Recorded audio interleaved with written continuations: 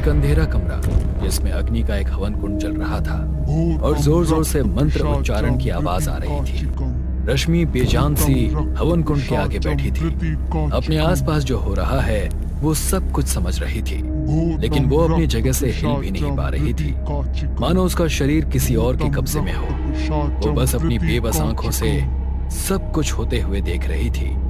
उसके बगल में रश्मि का पति विवेक का शरीर पड़ा हुआ था। विवेक का शरीर धीरे धीरे काला पड़ता जा रहा था, मानो जैसे उसके शरीर में खून ही ना हो। मुंबई में रहने वाली रश्मि और उसका हस्बैंड विवेक कुछ दिनों के लिए अपने गांव राजस्थान जा रहे थे। विवेक, बहुत महीनों के बाद गांव जा रहे हैं ना? मैं तो बहुत खुश हूँ और बहुत एक्साइटेड भी हूँ सबसे मिलने के लिए। हाँ हाँ, मिल लेना सबसे, लेकिन सबके बीच मुझे भूल मत जाना, वरना पता चला कि पत्नी पति को ही भूल गई। अच्छा जी, ऐसी बात है। ठीक है, अब तो मैं तुम्हारी एक नहीं सुनूंगी। अब अपने सारे काम खुद ही कर लेना। अरे नहीं नहीं, मैं तो मजाक कर रहा था। आपके बिना तो हमारा पन्ना भी नहीं हिलता। दोनों जोर जोर से हंसने लगे। अचानक से उनकी गाड़ी के सामने एक काली बिल्ली आ जाती है। विवेक जोर से ब्रेक लगाता है। तुम रुको, मैं देखता हूँ। विवेक गाड़ी से बाहर आया और गाड़ी के सामने चेक करने लगा, लेकिन उसकी गाड़ी के हेडलाइट पर कुछ खून के छींटे थे, पर आसपास उसे कहीं भी बिल्ली दिखाई नहीं दी। वो गाड़ी के पास गया और गाड़ी से पानी की बोतल निकाली और हेडलाइट पर लगे खून को साफ करने लगा। उसके बाद वो गाड़ी में आकर बैठ गया। क्या हुआ? सब ठीक है ना? हाँ हाँ, सब कुछ ठीक है, तुम टेंशन मत लो। लेकिन वो बिल्ली गाड़ी के सामने। विवेक ने रश्मि को कुछ ना बताना ही सही समझा। विवेक ने गाड़ी स्टार्ट की और आगे बढ़ने लगा। कुछ देर आगे जाते ही उन्हें एक बूढ़ा आदमी दिखाई दिया जो गाड़ी की तरफ हाथ दिखा रहा था। विवेक, देखो सामने कोई आदमी है, शायद उन्हें लिफ्ट चाहिए। हाँ हाँ, देखा मैंने। क्या हुआ दादाजी, कहाँ जाना है आपको? बेटा, बस यहीं पास में ही मेरा घर है। तुम्हें अगर कोई परेशानी ना हो तो क्या तुम मुझे घर तक छोड़ सकते हो? तुम्हारा मुझ पर बड़ा एहसान होगा। अरे एहसान कैसा, आप बैठ जाइए। बूढ़ा आदमी गाड़ी में बैठ गया। विवेक गाड़ी चलाने लगा और बूढ़े आदमी से बात करने लगा। वैसे दादाजी, इतनी रात को आप इस सुनसान जगह पर क्या कर रहे थे? मैं अपनी पत्नी की दवाई लेने गया था, लेकिन मुझे वापस आने में देर हो गई और मेरी बस छूट गई। बस इसीलिए पैदल चलते जा रहा था। सब बात कर ही रहे थे कि तभी रश्मि को ऐसा लगा जैसे उसने आईने में कोई भयानक चीज देख ली हो। वो जोर से चीखी। क्या हुआ रश्मि? वो आईने में। विवेक ने आईने में देखा तो उसे कुछ दिखाई नहीं दिया। वो रश्मि को समझाने लगा कि ये उसका वहम होगा। विवेक फिर से गाड़ी चलाने लगा। थोड़ी देर बाद वो एक हवेली के पास पहुंचे। वो हवेली बहुत पुरानी थी और खूबसूरत भी। बूढ़ा आदमी गाड़ी से उतरा और विवेक को थैंक्स बोलने लगा। तुम्हारा बहुत बहुत धन्यवाद बेटा। क्या तुम अंदर चलोगे? मुझे अच्छा लगेगा। चाय तो पीकर जाओ। हम जरूर आते, लेकिन अभी नहीं दादाजी, हमें भी घर जल्दी पहुंचना है। तुम आते तो मेरी पत्नी को भी अच्छा लगता। कम से कम कॉफी तो पी लेते। विवेक, चलो ना, चलते हैं, हम थोड़ी वापस आने वाले हैं। रश्मि की बात मानते हुए विवेक गाड़ी से उतरा। रश्मि भी बाहर आ गई। दोनों बूढ़े आदमी के साथ हवेली में पहुंच गए। बूढ़े आदमी ने दरवाजा खटखटाया तो अंदर से एक बूढ़ी औरत काठी के सहारे चलते चलते दरवाजे के पास आई और दरवाजा खोला। ओह, अरे तुम इतनी जल्दी कैसे आ गए? अरे ये दोनों मिल गए तो इनसे मदद मांगी। अरे आओ आओ बेटा, अंदर आ जाओ। रश्मि और विवेक हवेली के अंदर गए और सोफे पर बैठ गए। वैसे दादाजी, आपकी हवेली तो बहुत अच्छी है। हाँ, ये हमारी पुरखों की हवेली है। कम से कम 300 साल पुरानी है ये। क्या हम हवेली को घूमकर देख सकते हैं? हाँ हाँ बेटा, देख लो, तब तक कॉफी भी बन जाएगी। रश्मि और विवेक हवेली घूमने लगे। घूमते घूमते रश्मि एक कमरे में पहुंची। कमरे में अंधेरा था। रश्मि ने लाइट ऑन की तो देखा कि कमरे का सारा सामान सफेद कपड़ों से ढका हुआ है। रश्मि अंदर गई। उसने पीछे देखा तो विवेक वहां नहीं था। उसने विवेक को आवाज लगाई, विवेक, विवेक, कहाँ चले गए तुम? रश्मि को लगा कि विवेक किसी और कमरे में गया होगा। रश्मि कमरे में घूम ही रही थी कि एक बिल्ली ने ऊपर से छलांग लगाई। उसकी आवाज से रश्मि डर गई। उसने पीछे देखा तो बिल्ली भागती हुई कमरे से बाहर गई। तभी रश्मि को ऐसा लगा जैसे उसे कोई बुला रहा हो। रश्मि, रश्मि। रश्मि उस आवाज की ओर बढ़ी। उसने अपना हाथ उठाया और सामने वाला एक सफेद कपड़ा खींचा तो उसे एक आईना दिखाई दिया। वो धीरे धीरे आईने की तरफ बढ़ी। अचानक उसे एक भयानक चेहरा आईने में दिखाई दिया और आईने के पीछे से 2 हाथ बाहर आए और रश्मि की तरफ बढ़ने लगे, मानो वो उसे पकड़ना चाहते हो। डर के मारे रश्मि जोर से चिल्लाई। रश्मि की आवाज सुनकर विवेक कमरे की ओर भागा। वो रश्मि के पास गया। क्या हुआ तुम्हें? तुम चीखी क्यों? वो आईने में। आईने में क्या रश्मि? वहां तो कुछ भी नहीं है। वहां कोई था विवेक, मैंने देखा था। लगता है आज तुम्हें कुछ ज्यादा ही भ्रम हो रहा है। पहले गाड़ी में और अब यहाँ।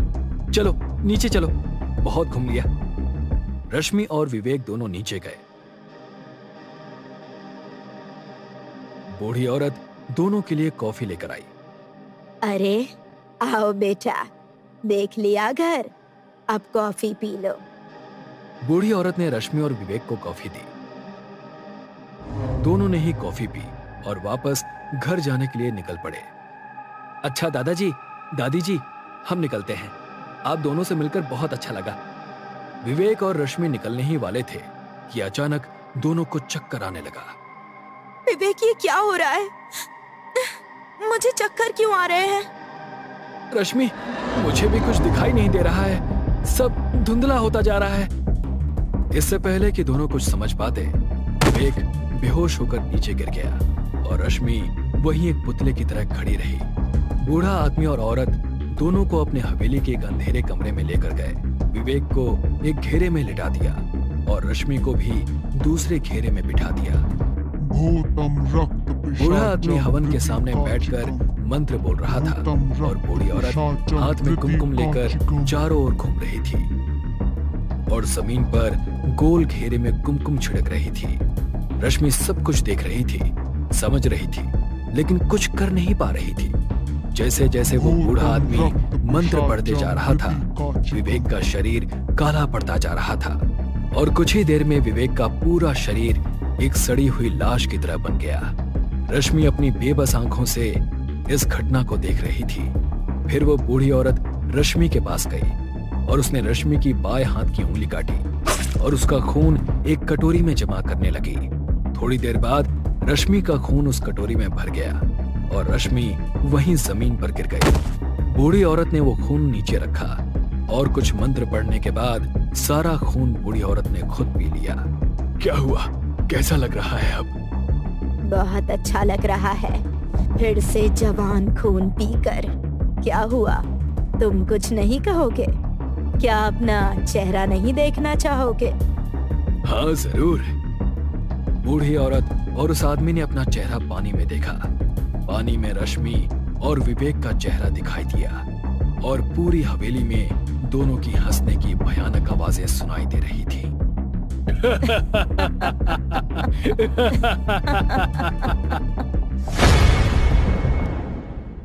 आदित्य एक नदी के किनारे आग जलाकर बैठा था।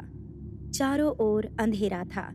नदी का पानी जैसे संगीत बनकर उसके कानों में गूंज रहा हो और आदित्य आंखें बंद करके नेचर का मजा ले रहा था। अचानक आदित्य के पैर को कोई चीज चुभी। आदित्य ने नजरअंदाज किया और फिर से आंखें बंद कर ली। फिर आदित्य को ऐसा लगा जैसे उसके पैर को किसी ने कस के पकड़ा हो। वो आंखें खोलता इससे पहले ही कोई आदित्य को खींचते हुए नदी के पानी में ले गया। ये कैसा सपना था? सपने में भी जान निकल गई। एक तो मुझे तैरना नहीं आता, ऊपर से ये पानी के सपने। चलो अब सो जाता हूँ, कल कॉलेज भी तो जाना है। अगली सुबह आदित्य कॉलेज गया। कॉलेज में आदित्य का बेस्ट फ्रेंड था जय। आदित्य ने जय को अपने सपने के बारे में बताया। यार मुझे एक बात समझ में नहीं आती, तुझे हमेशा पानी के ही सपने क्यों आते हैं? क्या तेरी पानी से कोई पुरानी दुश्मनी है? ये तो मुझे भी नहीं पता यार, लेकिन एक बात तो है, मुझे हमेशा एक गांव भी नजर आता है सपने में, विहार नाम का एक गांव। क्या नाम बताया तूने आदित्य? विहार। विहार गांव का बोर्ड मुझे हमेशा दिखाई देता है। विहार गांव, ये तो राजस्थान में आता है ना? हाँ, लेकिन मैं बचपन से मुंबई में रहता हूँ, विहार गांव से मेरा क्या संबंध? तभी बेल बजती है। अच्छा चल, क्लास का टाइम हो गया है, बाद में बात करते हैं इस बारे में। शाम को आदित्य हॉस्टल लौट तो आया, लेकिन वो रात भर विहार गांव के बारे में सोचता रहा। अगले दिन आदित्य इंटरनेट पर राजस्थान के विहार गांव के बारे में सर्च करता रहा। उसके बाद जैसे उसकी जिज्ञासा और बढ़ गई हो और वो उसी रात विहार जाने के लिए निकल पड़ा। 10 घंटे सफर करने के बाद आखिरकार आदित्य विहार गांव पहुंच गया। गांव की दहलीज पर गांव के नाम का बोर्ड लगा था। वो वैसा ही बोर्ड था जैसा आदित्य ने अपने सपने में देखा था। ये कैसे हो सकता है? सेम टू सेम बोर्ड मेरे सपने में कैसे आ सकता है? गांव में जाकर वो गांव के सरपंच से मिला। जी, मेरा नाम आदित्य है और मैं मुंबई से आया हूँ। विहार गांव की परंपराओं के बारे में जानकारी लिखने आया हूँ। क्या कुछ दिन मैं यहाँ रुक सकता हूँ? ठीक है बेटा, ये तो अच्छी बात है कि तुम हमारे गांव के बारे में लिखना चाहते हो। सरपंच ने गांव के धर्मशाला में आदित्य का रहने का इंतजाम किया। रात को सरपंच खुद आदित्य के लिए खाना लेकर गए। देखो बेटा, तुम हमारे गांव के बारे में लिख रहे हो, इसीलिए तुम्हें एक बात बताना चाहता हूँ। हमारे गांव में शाम के 7 बजे के बाद कोई भी नदी या तालाब के पास नहीं जाता, तो तुम भी 7 बजे के बाद यहाँ से कहीं बाहर नहीं जाओगे, ठीक है? ठीक है सरपंच जी, लेकिन मैं क्या जान सकता हूँ कि ऐसा क्यों है? मतलब 7 बजे के बाद नदी किनारे ऐसा क्या होता है? देखो बेटा, तुम शहर से आए हो, शायद तुम इन सब बातों पर विश्वास ना करो, लेकिन हम मानते हैं 7 बजे के बाद इंसानों के लिए वहां खतरा होता है, इसलिए कह रहा हूँ बाहर मत निकलना। ऐसा कहकर सरपंच जी वहां से निकल गए। आदित्य ने खाना खाया और सो गया। अगले दिन आदित्य गांव में घूम रहा था। घूमते घूमते उसे पता भी नहीं चला कि वो गांव के पुराने महल के पास पहुंच गया। महल बाहर से बहुत ही खूबसूरत था। महल को देखकर आदित्य जैसे उसके करीब खिंचता जा रहा था। वो महल के गेट के बाहर पहुंच गया। वो अंदर जाने ही वाला था कि गांव के सरपंच ने उसे पीछे खींच लिया। तुम ये क्या कर रहे हो? तुम्हें यहाँ आने से मना किया था ना? सरपंच जी, आपने तो नदी किनारे जाने से मना किया था ना? ये तो कितना खूबसूरत महल है। खूबसूरत महल? कौन सा खूबसूरत महल? आदित्य ने देखा तो वहाँ कोई महल नहीं था, बल्कि वो नदी के किनारे खड़ा था। आदित्य को ये बात बहुत अजीब लगी, लेकिन सरपंच जी शायद कुछ समझ गए थे। आदित्य वापस धर्मशाला में लौट आया। बाहर घनघोर बारिश हो रही थी। धर्मशाला में जब आदित्य उसके साथ घटी घटना के बारे में सोच रहा था, सरपंच जी वहां पर आ गए। आदित्य बेटा, मैं जो तुम्हें बताने जा रहा हूँ शायद तुम उस पर भरोसा ना कर सको, लेकिन हमारे गांव को पंडुबा का श्राप है। पंडुबा? ये कौन है और इसने क्या श्राप दिया है विहार गांव को? सरपंच जी ने बताया कि तकरीबन 200 साल पहले हमारा गांव नहीं एक राज्य हुआ करता था। यहाँ के राजा सूर्यभान रायजादा थे। सूर्यभान रायजादा का नाम सुनकर आदित्य चौंक गया। सरपंच ने बताया कि वो बहुत ही क्रूर और निर्दयी राजा थे। अपने राज्य में वो सिर्फ अपनी ही मनमानी करते थे और धीरे धीरे राज्य का रोजगार भी कम होने लगा। लोगों को अनाज की कमी होने लगी। लोग भूखों मरने लगे। गांव में पांडु नाम का एक गरीब किसान था। वो अपने परिवार के साथ रहता था। सुनिए, घर में अनाज का एक दाना भी नहीं है। कल भी बच्चे भूखे सोए थे और आज भी ऐसे ही सोएंगे क्या? आप बाहर जाकर जरा अनाज का इंतजाम तो कीजिए। पूरे राज्य में अनाज की कमी है अब तो कोई भीख भी नहीं देता। क्या करे, कुछ समझ में नहीं आ रहा। पांडु उदास चेहरे के साथ बाहर निकला। थोड़ी देर आगे जाकर उसने देखा कि कुछ लोग बोरी में अनाज भरकर महल की तरफ जा रहे हैं। पांडु की भूख और अपने परिवार की चिंता ने उसे चोरी करने पर मजबूर कर दिया और उसने अनाज की चोरी की। ये बात जब राजा सूर्यभान को पता चली तो उन्होंने बड़ी ही क्रूरता से पांडु को मौत की सजा सुनाई। इसने हमारे राज्य में रहकर हमारा अनाज चुराने का अपराध किया है। इसे ऐसी सजा दी जाए कि आगे ऐसा कोई भी करने की हिम्मत ना करे। पांडु के हाथ पैर बांधे और उसे एक पत्थर से बांध दिया। पांडु विनती करता रहा कि उसे छोड़ दे, उसके परिवार को उसकी जरूरत है, लेकिन राजा ने पांडु को नदी के बीचों बीच पानी में फेंक दिया। तब से पांडु की आत्मा पनडुब्बा बनकर सारे लोगों से अपना प्रतिशोध ले रही है। रात के वक्त पनडुब्बा पानी से बाहर आता है और सामने अगर कोई भी इंसान दिखे तो उसे मारकर उसका मांस खाता है। क्या आपके पास कोई तस्वीर है राजा सूर्यभान के परिवार की? हाँ है। सरपंच जी ने एक पुरानी किताब निकाली जिसमें राजा सूर्यभान और उसके परिवार की सारी कहानी थी और आखिरी पन्ने पर पूरे परिवार की तस्वीर थी। तस्वीर देखकर आदित्य चौंक गया क्योंकि उसमें उसके दादाजी की जवानी की भी तस्वीर थी। ये कौन है सरपंच जी? ये राजा प्रताप रायजादा है, सूर्यभान रायजादा के पोते हैं। ये कैसे हो सकता है? ये तो मेरे दादाजी हैं। इनकी तस्वीर भी हमारे घर में लगी है और मेरा नाम आदित्य रायजादा है। मैं ये तो जानता था कि तुम्हारा राजा सूर्यभान से कोई ना कोई रिश्ता जरूर है, इसीलिए तुम्हें वो महल दिखाई दिया जो कई सालों पहले पानी में डूब गया था। सरपंच ने बताया कि पांडु के मरने के बाद उसकी आत्मा ने राज्य के पीने का पानी यानी नदी पर अपना घेरा बनाया। गांव का कोई भी आदमी रात को नदी के पास जाता तो पांडु उसे मार देता।